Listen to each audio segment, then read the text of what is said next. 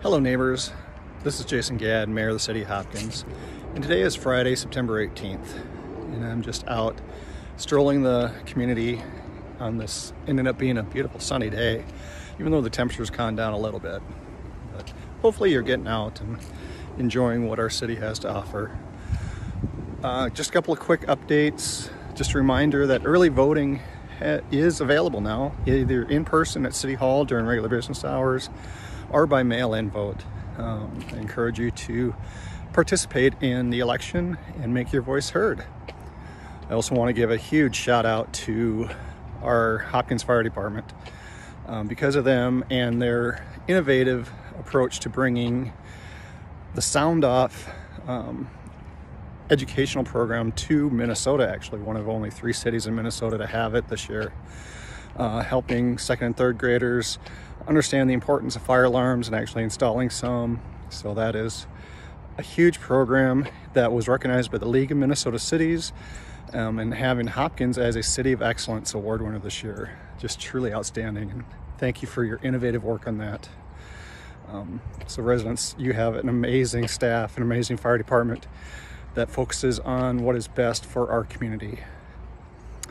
In my clock tower conversations this week, I sat down with one of our city council members, Alan Beck, and it was a great experience to just dive deeper into passions we both have, understanding of current situations, and I wanted to share a little bit of that with you today as well. So welcome, City Council Member Alan Beck. Introduce yourself. Sure, everybody. Thanks for having me, Jason. My name is Alan Beck. I've lived in Hopkins. It'll be close to 10 years. Moved here from Chaska. I've done a number of different things, but most recently I have an insurance agency in town located on Main Street, and I'm also elected to the City Council. Also currently the president of the local Rotary Club and involved with a few other organizations around town. So it sounds like you like being involved in the community. So why do you like to be involved in the community? It's interesting depending on, how I want to, or how you would like that phrase. For example, I like Rotary because I like the connections with people. I like assisting in the community, helping people out, and it really is a good time. I wanted to get involved in the council because in the next few years we have a number of big changes coming to Hopkins. We've got the light rail, there's some new development opportunities. I'm sure many people are aware of those. But it's unique having a business and living in Hopkins. I need everything to work for my income and my life. I mean, the business community's got to be strong and thriving. The residential community's got to be positive, so housing values go up and more people move here. And that was one of my big reasons for getting involved in the council, is to be able to help guide the future and make sure that everything works together as best as it can. Now, since you are resident, business owner, and on council now, what is your current perspective of Hopkins? I think Hopkins is doing very well. Now, there's always room for improvement, and there's all kinds of places you can go and people will comment about what they think can be improved. There's tons and tons of ideas and concepts, but overall, I think we're moving in the right direction. I mean, look at some of the positive things that we have in Hopkins. If you look at our parks and recreation, Burns Park, for example, and the splash pad, that's been quite popular. The people, I think, are generally friendly and welcoming, and Hopkins is a great location. Without traffic, you can get downtown Minneapolis if you choose and need to go there in a matter of minutes.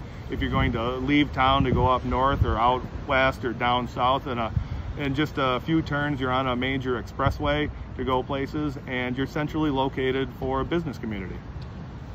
Now, how long have you been here in Hopkins? How long have I lived in Hopkins? Yeah. I've lived in Hopkins about 9 years. It's going to be 10 years this fall.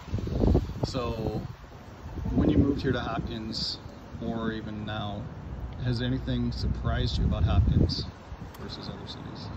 So I've lived a lot of different places. I used to work for the Forest Service when I was younger, and I bounced around all over the country, literally. I've lived in many, many different places. I also grew up in a very small town of about 1,200 people, and I think the thing that surprises me the most about Hopkins is how welcoming the community is. It does have that small town feel, but it also has large city services, and the region has services that you would expect from a larger city. So I like that. I like that. I mean, it's nice being able to walk down Main Street and actually know many of the business owners, know the people that are walking on the street, be able to say hi.